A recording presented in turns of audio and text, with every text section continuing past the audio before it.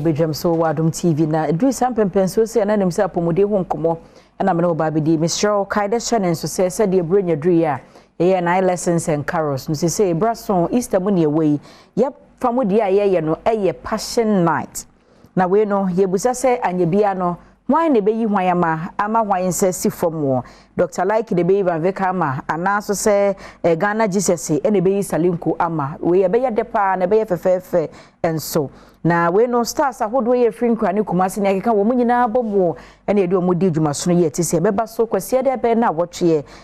we se opebre na wutimi ekokohwe bi na Pa Thomas episode Joyce Blessing Heavenly Jewels Choral wo munyina ba beto nwom e wo dwumadie no ase ticket no de Mesrada 50 cedis na afa VIP no 80 Ghana cedis ubetumi enye bi ato airport shell bi ho Joy FM he ya wo ba ubenya bi sanso na wo da wo dem a betumi ato ye star 713 star 33 star 21 hash star 713 star 33 star 21 hash na wotumi ato bi yesrada kai se eye Adom TV na afi think media aspects na yaka ye ho abom adwumadi ati sei no ye de eso monti to ticket ne bi na afi Breno Swan National Theatre kwasi ada be na wahia ye na yetimi edi agro fefefe na ebraso say ye di nkomo na nkomo aye be di ne Dr. Isaac from part na say o Freestyle Health Clinic na ye hwe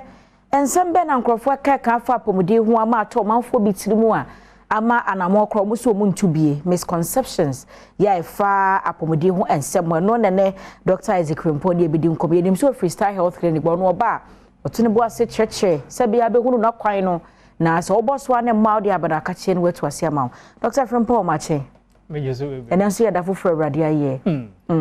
ye share misconceptions ensem awodo a krofo akan sada nya no kreso ato manfo bitirimu a ama che se o maba mu abu mpo abi wo kro mpeso obetu anamo kra ebi ne de he all right mamenchia ahwefo nyina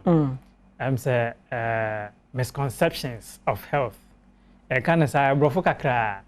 de kire nyina ne say asem bi a wate enye baako enye mienu a doctor fo bebre na ataika enti wa beji adi say no kre enso so no kre bi edim no kre bi edim e do so bebre enti ebe part 1 part 2 part 3 bebre okay let's ye because nsem ne doso enti ya be bobo so na die betumi no yaye de yentumi ne de be sha fridge okay next week ya be san ya to aso enti ya bre ni so quickly no say ya be jump into that on say ya tepen me de metaiti minim say onso wate dia na de ohwem so minim say wate dia on say bebre na atai ka say eya na bema usisi mu ho no amama itimi gina ho amama gina usisi enti no ema bema na ye mre wompum minim say wate pen a and no kremu no no krebie nim say amama betimi agina bema sisi mu ana so omo aya no mo de sare yan sika so na aya no mo nam omo tutugu ya ni sa radio so nyina ya na se amama ntumi nyina oba na be ma sisi de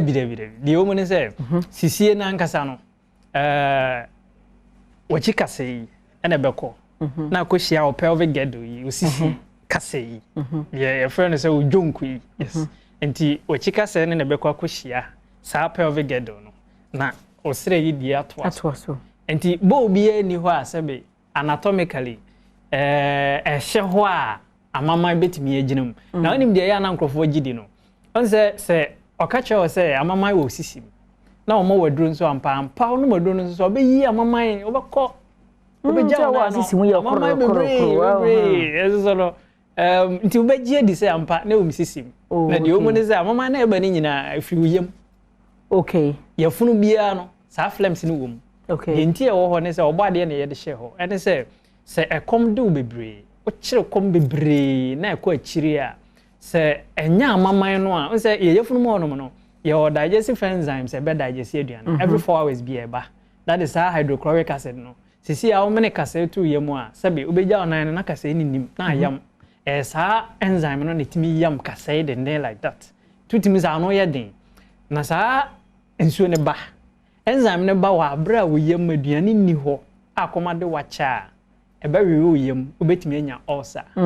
enti na sa flames no wo yem ho no ese ho sa te sekete no enti now onu madura yi flames yi wa bra wa adwe ye o se uyi osisi mu amama uyi osisi mu amama wa bra sisi mu amama bi eni hoi so uyi ni nyina wi a oyem ho abeda mpan akom tai de wo a de wo kakrebe na se ulcer de no hu jim sisi a okay enti aduro na ye no mi amama free sisi mu and ampanso yi amama no a be ma no ahoden bam de dia de se okolon no ye detia that is oyem bebi a wonso no akase ne nketo ni nyina eba sabi bebi a sabi agana be fa koyi se sa kwan no eye detia mpama ahoden ne kofom ana se yawe nketenkete bitimi ba nti wonum sa aduro we na eyi wa mama na wo yem no don't forget say ebe fa honom nti ebe cleanse ho nti e cleanse ho a ahoden ne kakra be ba nti wo begye di say na mama na wo misisi mu nti afi ho ne de ahoden na ba ene ye one misconception a nkofo agye di easily okay but no kra bi anim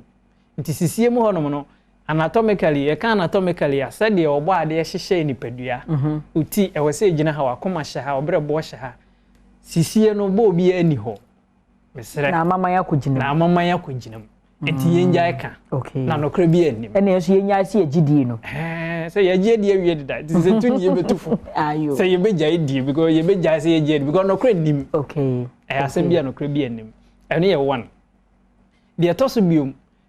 on say yabete se amaman etime boa emu obi benya henia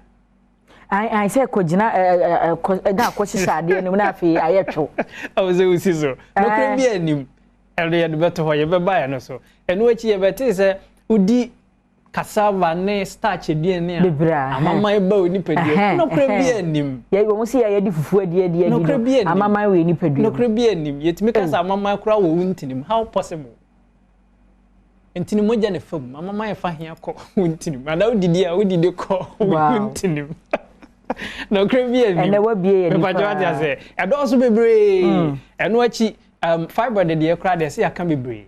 enti bebre na so nim se empo fiber kra ye moja da yaka still bi moda so nim se no kra se fiber de ye moja wa bra anye moja to no kra bi anim sa enti se oguzo no maduro baby se wo na no fiber da ja na ha ho ba no maduro ache nya de a fiber no betumi anane because your kwanya you treat fiber opese you treat fiber na kwa Star Health Clinic and now betimi akoye surgery okay so umpe surgery dia now pese free hot dia just over Star Health Clinic eno achi ombo omate and omagie di say so oba wantukosua ontimi munensa ba no krenim ebetimi aba so oba ontukosua asa oba bosumi bia say obu nsa wi a e wo so ovulate na otukosua oba bi ntukosua but obunensa possible sa possible pa na se yedim se nkosua na anya semen bi ama na fertilizer na papai na ba abonten as moja na yehu no na se nkosua ni bi ni ho a eye na papai na ba abonten. This is a very nice question. The woman say enye kosua no nko na ba besen as menstruation. Okay. Se obunsa wi a ye obibi a friend endometrium awode ni emu line ni bi besemu a eno na se wunyinsan a eba bekuta nyinsan no ebese ho te sekete no okay enti now se ebese ho wie na otukusia na ne be ma ne hia na se nyinsan ba that is where nyinsan no kete na abese awode ni mu no obehudi no now kete no betimi aba na wa antukusia no okay and every month bia no e wo se kete na eba no eko na foforo nso ba okay pa jo ati say anko na foforo ama o ye develop condition foforo because awode ni mu no onam na enyina taata so and you see a different condition. Yeni Star Health Clinic nkomo yenim say free screening e ba so next week. Yeah. I want something to say. Free screening there I from next week Monday, that is 10th to 15th, the whole week ni nyina no. I say so be lab ho no no e be free. Obe check up ho no e be free. The ohia na say obenya wo OPD card. unya wa card utua card sika sa bibia be ya ma wo hono bia be free scan nyina e betwa no free okay both Kaswa Kumasi other branches ni nyina and ye be hu ya we no a treatment no so said the bia ye no ye be cha be 20% and the 30 okay ye be cha 20% na say we na fancy bia ka ni nyina 100 cedis a wo be gi na 80 ye be gi 80 na 20 mu de ama no so fanfa ka only for this week here Monday to Friday okay and one more a type fresh some person mishia me Kumasi branch no next week me ye djuma Kumasi branch hono okay and the whole of the week ni nyina no me wo Kumasi branch location no ne ko branches no Kaswa yo Otacity Akwele Otacity hono mo onya du ho ana obisa be chewo e na Kumasi so ye wa juso kwa mo okay for junction hono ma ye ben Baptist church no sanso na sunyan ye wo Fiepre bibia na GN bank wona doma hinkro so ye wo SS area hono ma okay Jamai South yo Japekrom fitemu still number na ye ba ko pe 0249 200 555 0249 200 555 yeah that's so near the Kobabusia Dr. Isaac Frimpong or Star Health Clinic and what you see free screening so a free ejwada ekopim fiada number na ye ba ko 0249 200 555 and also in a good screen so yeah die ho abato ye ba nkomo ne de akachi no e beto aso me basisia.